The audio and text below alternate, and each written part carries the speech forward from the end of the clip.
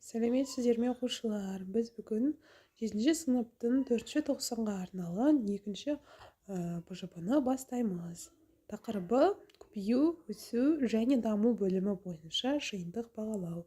Достар, тапсырманы бастамас бұрын біздің арнаға жазылып, лайк басып, қолдау білдіріп отырыңыздар. Және де бұл видеоны соңына дейін көріңіздер.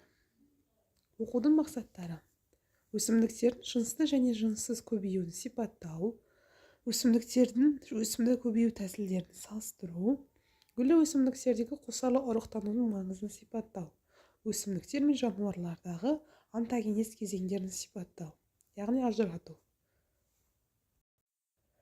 Бағалау критерийі: білім алушы өсімдіктердің жынысты және жыныссыз көбеюін сипаттайды, өсімдіктердің көбею тәсілдерін салыстырады, гүлді өсімдіктердегі қосарлы ұрықтанудың маңызын сипаттайды, өсімдіктер мен жануарлардағы онтогенез кезеңдерін ажыратады, ойлау дағдыларының деңгейі, білу, түсіну және қолдану.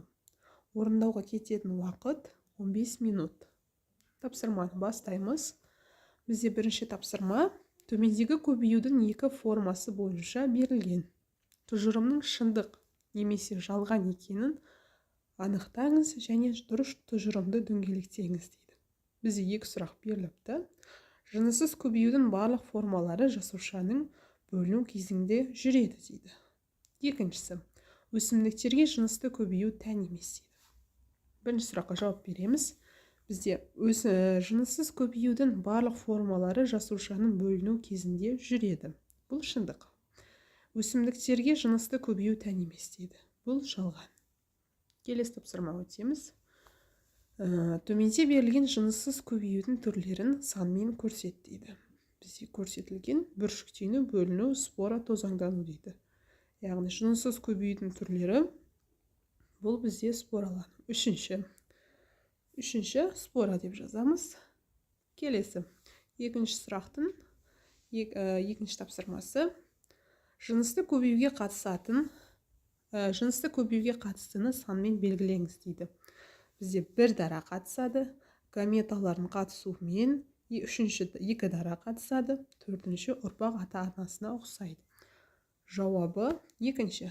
Жынысты көбеюге қатысты бұл гаметалардың қатысуымен. Келесі тапсырма. Үшінші тапсырмаға келдік. Суретте өсімдіктердің өсімдік көбею тәсілдері бейнеленген. Өсімдіктердің өсімдік көбею тәсілдерінің түрлерін атаңыз дейді. Яғни біз суретке қарасақ, бірінші суретте картоп түйнектерін кесіп қойған. Екінші бұл гүл, бөлме гүлінің, яғни бөлме өсімдігінің, яғни атроска деп айтамыз ғой. Яғни сол арқылы көбейту түрі. Үшіншісі бұл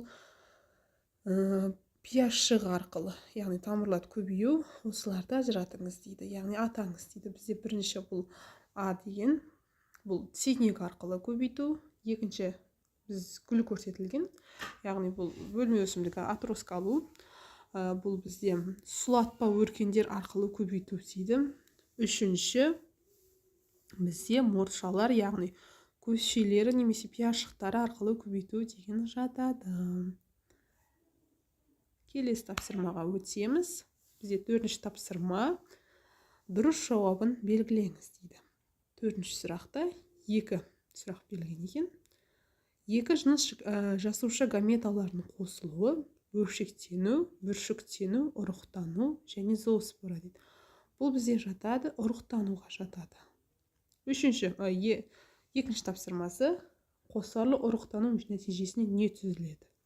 Бізде гүл, жеміс, тұқым, өскін дейді. Бізде дұрыс жауабы гүл болады.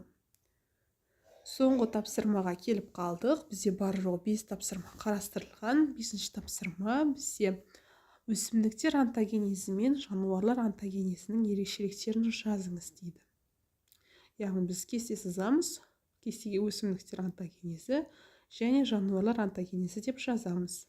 Өсімдіктер онтогенезі, жануарлар онтогенезінің ерекшелігі, өсімдіктердің онтогенезі кезіндегі маңыздысы морфогенез. Ол қозғалыссыз клеткалардың бөлінуі мен дифференцировкаға байланысты және өсімдіктің өмір бойы өсуіне жәрдем беретін меристемалардың белсенділігімен қамтамасыз етіледі.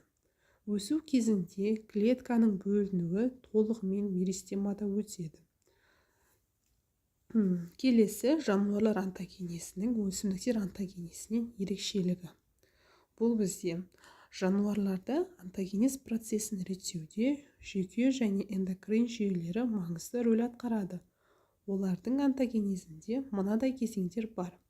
Ұрыққа дейінгі кезең ол гаметогенез бен ұрықтанудан тұрады. Келесі эмбрионалдық кезең. Бұл жануарлар организмінің ұрықтанғаннан бастап, яғни зиготадан бастап, ұрықтың туғанға немесе жұмыртқадан шыққанға дейінгі даму, өсу, қалыптасу мерзімі. Келесі постэмбрионалдық кезең. Бұлар жануарлардың туғаннан кейін өсу, есею, ұрпақ қалдыру және қартаю сатыларынан тұрады.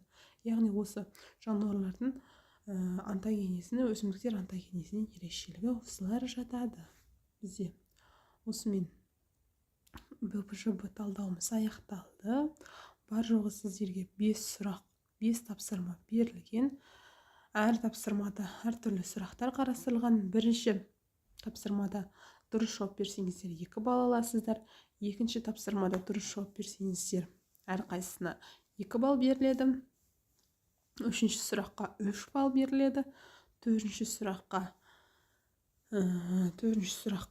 2 тапсырма берілген, яғни А және Б тапсырмалары, олардан 2 балл беріледі. Бесінші тапсырмада өсімдіктер онтогенезі мен жануарлар онтогенезінің айырмашылығын зерттеу арқылы 2 балл беріледі. Барлығы 11 балл беріледі. Осымен біздің БЖБ талдауымыз аяқталды. Достар, біздің арнаға жазылып, лайк басып, комментарий бөліміне сұрақтарыңызды қалдырып отырыңыздар. Барлықтарыңызға, сабақтарыңызға сәттілік тілеймін. Осы БЖБ арқылы жақсы бағаға сабақтарыңызды жазып шығуларыңызға тілектеспін. Сау болыңыздар.